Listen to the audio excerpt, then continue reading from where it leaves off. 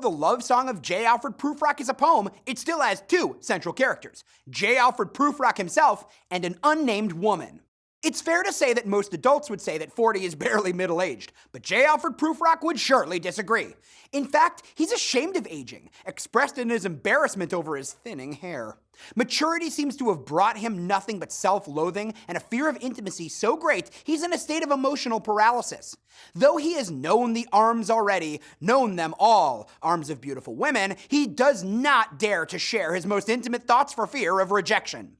Prufrock appears to be well-educated and affluent. Money is one of the few things he doesn't seem to worry about. He's proud of his elegant clothes, and he knows how to dress for different occasions. He's clearly a cultivated man as well, effortlessly able to quote various writers.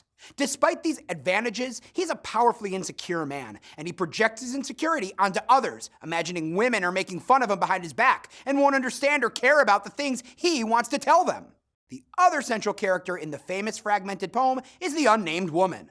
Prufrock specifically invokes the unnamed woman by referring to her as one. Readers know the person to whom he considers making the startling declaration, "I am Lazarus, come from the dead," is a woman because this one is settling a pillow by her head.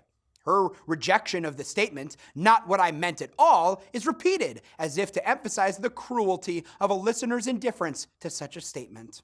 Prufrock is similarly unable to imagine any women saying anything positive about him.